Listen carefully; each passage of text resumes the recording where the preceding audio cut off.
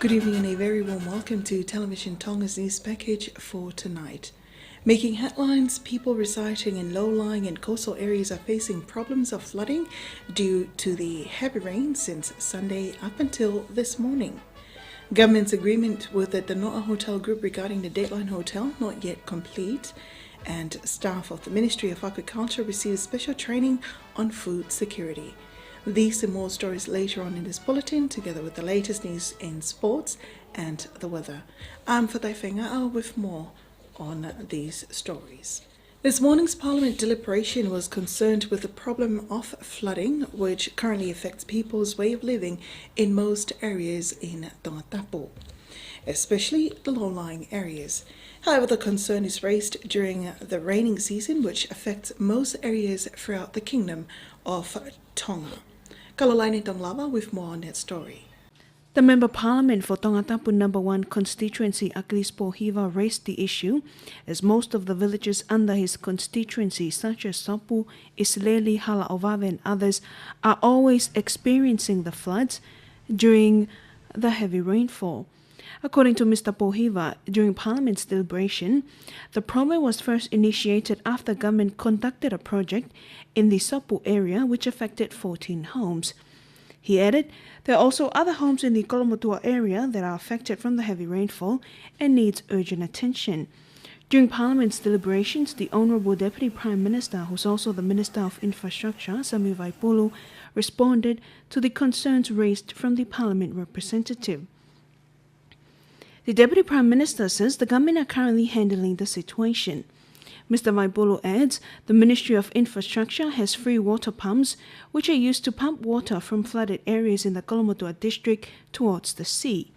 The Deputy Prime Minister added that last week and yesterday the pumps were used to drain water from Tongata Eapa and the Halano area. He also told the House that he has witnessed the heavy rainfall whilst visiting affected areas in the Western District. Deputy Prime Minister also emphasized it is vital for the people to collaborate with the government, especially those who are affected from the flooding. He also announced that the members of the National Natural Disasters Committee will conduct a meeting to review the immediate actions to be carried out. The heavy rain in Tonga since Sunday up until this morning has caused major flooding to most villages in the Western District of Tongatapu. The Director of Tonga's National Emergency Management Office, Levin Aho, revealed this to Radio and Television Tonga this morning after a survey was carried out yesterday to the affected areas. The heavy rain has caused flooding to many areas in both the urban and rural areas in Tongatapu. Water has entered many homes, but luckily the owners have evacuated some of their valuable belongings to safer places. The town officer of Kolomotua, Sio Tuyano, told Radio and Television Tonga News they've evacuated some families that were affected by the flood to several evacuation centres in the village, including church halls. Waniki Tokolahi's family of Kolomotua were affected in the same problems many years back, but their problems has now been solved. In past years, my home has always been affected by the flood, but we've decided to end the problem by landfill and ensuring that a house cannot be reached by water when it rains heavily. Meanwhile, Melefisi Niu and Lutevuna of Homa, one of the village that was affected by the heavy rain, shares the problem they faced. The flood in the village started from the Roman Catholic Church, where water is now higher than the church's fans, while some homes were partially flooded by water. 4 homes were also flooded, but luckily the owners were able to evacuate their valuable goods on time. Currently, we believe that the road maintenance worsened the problem. This is because the roads are too high, and when it rains heavily, the water then flows inland to our homes. In the meantime, the assistant forecaster Felipe Hingano of the Tonga Met Office says Tonga will be experiencing heavy downpours in the next few weeks as we are currently on the rain season. He says from 10 o'clock yesterday morning up until this morning they've recorded 50.7 millimetres of rain along the Nuku'alofa areas and 48.8 millimetres of rain in Whamotu. However, others were also concerned over the health and hygiene of the locals, where many children swim along the flood. Due to the heavy rain, some of the churches and government schools were cancelled until notice. Lawyers are given time to complete all the discussions and the required content of the agreement between the Noa Hotel Group and the Government of Tonga in regard to the International Dateline Hotel. The Secretary of Finance, who is also a member of the task force looking after the agreement, Tatafu Moeaki, confirmed this to Radio and Television Tonga News. Government needed to seek interest to cooperate with on the Dateline Hotel back in August 2013, led by the Ministry of Finance. There was a bid submission to government and we picked the Tanoa Hotel Group. We made the decision based on this group as they have business experience in running regional hotels in Fiji, New Zealand and other countries in the world. This is a good company that will upgrade the hotel.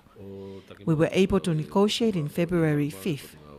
Now, we're giving time for lawyers to complete the content of the agreement. It includes some business requirement, which is the main part of the agreement. The International Dateline Hotel was closed in February 28th in some condition. The decision to close down the Dateline Hotel was not part of the agreement, but it was a decision made due to the hotel running in a loss. Government then decided to close down with security guards to look after the building. The staff of the hotel were given amount of money to benefit for approximately 2 months, which is a full 1 month payment with other benefit. International Dateline Hotel was liquidated up to 2012. The aim is to upgrade the hotel to a 4-star hotel, which will be the top standard any hotel in Tonga have reached. The agreement over the hotel is a multi-million pa'anga investment. According to the Secretary of Finance, this will also help to facilitate the role of government in attracting tourists to the kingdom. The reopening of the Dateline Hotel will be determined once the Tanoa Hotel Group and the Government of Tonga confirm the agreement. Reporting for Television Tonga News, I'm Kalisi Tuionoko. The Honourable Minister of Agriculture, Food, Forestry, Fisheries, Honourable Sengsta Saulala, has urged his staff to carry out its framework and policy to make sure that food security in Tonga has been in place at all times. The Agricultural Minister made the statement while opening a 4-day training for his staff this morning. Anasi Falikano was there and filed this report. In the opening remarks from the Honourable Minister of Agriculture, Food, Forestry and Fisheries, Sengsta Saulala, he highlighted the agenda of the training, which includes framework and policies to be discussed. The policies revolves around the issue of foreign food imports to the kingdom. In his speech, the minister used an example of the operations conducted by the Quarantine Department, where they seized an imported meat container from Taiwan last week. The operations began this year after submitting an act to the Legislative Assembly. There are local authorities who can work towards food security issues, which with authority to seize unhealthy food stocks from the stores. Many issues have arose regarding the food security, including the tinned fish shipment offered to the people in Ha'apai. The staff of the ministry needs to improve and change services provided for the public. Meanwhile, an officer from the ministry, Dan Atuke'au, supported this and adds, once this act is effective, it will help with the operations in monitoring food security in the kingdom. An expert from the World Health Organization, Peter Hoeskuvi, is currently in the Kuala Lumpur to facilitate the training, which ends this Friday. He says that such training is important because local food inspectors need to improve their working skills and technique in making sure that all food items are safe and secure for people's consumption. And we're looking at food safety and we're looking at food quality. And safety is in terms of chemical, microbiological or physical hazards in food that can make people sick. But we're also looking at food quality and the growing burden of non-communicable diseases in Tonga, like chronic diseases, and how food has an impact on that. So we will also be looking at the salt content in food, for example, fat and sugar intake, and what role food inspectors can play in help address some of these issues. It's a new way of doing food inspection and enforcement. Enforcement and food inspection is already taking place, but the risk-based approach can be stronger, and that's what we're trying to do here. Really to let the food inspectors look at the high-risk food products or businesses that they consider being high risk So determining how risk is defined, how can we categorize food products, and how can we categorize food businesses as high, medium or low risk, and how can inspectors then use that information to plan and conduct their trainings or their inspections, their enforcement activities. International requirements on the food inspection and enforcement, particularly in relation to imported food, which is the majority of food being consumed in Tonga. And it's also important to optimize the use of resources. It's financial resources available and the human resources. So it's important for inspectors to be up to date on new scientific issues related to food quality and safety, and to be, to improve their performance and do things in a different way, in a more effective way. Taking part in the training are senior officers from the relevant government ministries, both from Tangatapu and the outer islands.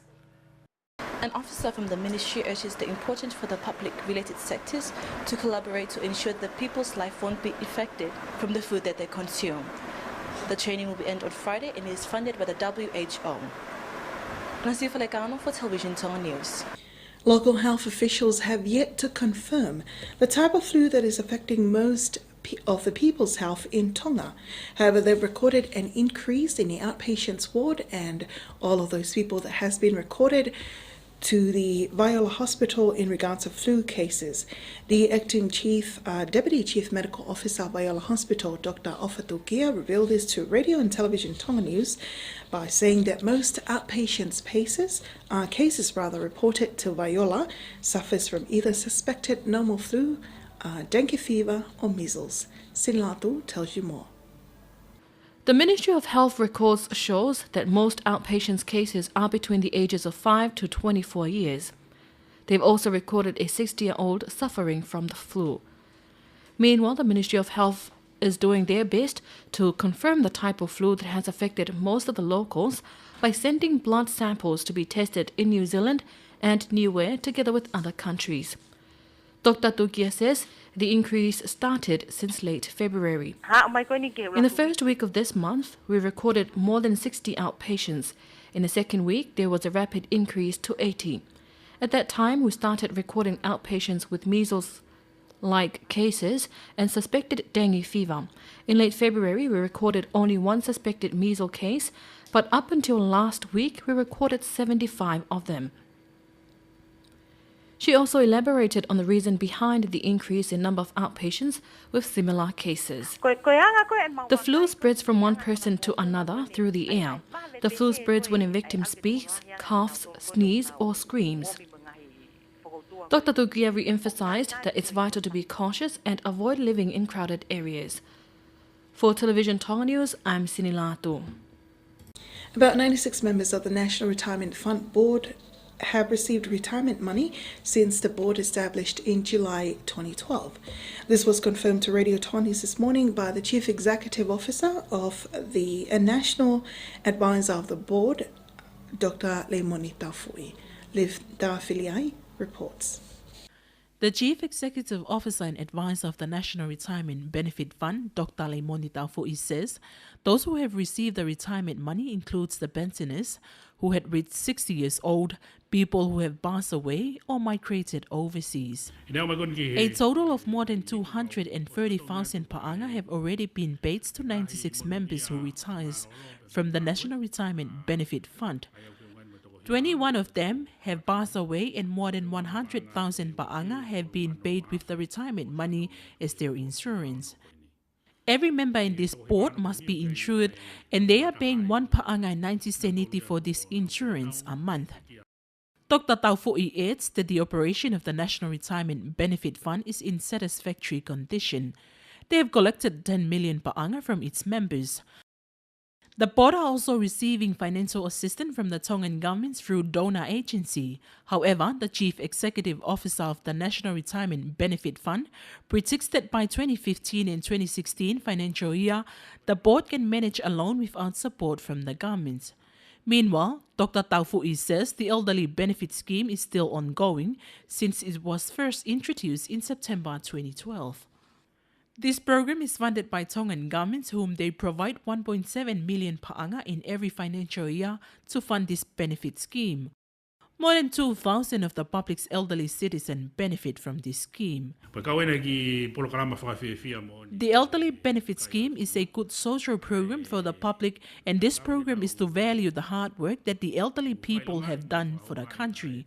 I want to thank the Prime Minister and the Tongan governments for initiating this scheme for the people. Meanwhile, the government is planning to build a special building on the southern area of the National Retirement Benefit Fund main office for Elderly Benefit Scheme. Also, the staff at the Retirement Fund Board are receiving training on how to improve their skill and knowledge through assistance from overseas partners. The member of the National Retirement Benefit Fund includes members from the government's public enterprises, churches, Tongan living abroad, private businesses, and others. Malefihi Siuluk Tapo College in Neyafu were fortunate to receive assistance from the government of Japan. The assistance includes funding of the renovation work for the school's boys' dormitories, water tanks, school's kitchen, bathrooms, and others. Also under the same assistance, the college received 2 water tanks each of 10,000 litres. According to our news correspondent in Neafama, Olotaviko Tapueloelo, he says the Japanese ambassador to Tonga, His Excellency Kazuchika Hamuro, officially marks the handing over and the completion of the renovation work towards the school. Meanwhile, in a speech from the principal, Reverend Liwaki Fungalei, he says the school appreciates this assistance. The total amount of this assistance is estimated at more than 1,000 pa'anga. And that's the local news. Sports is up next.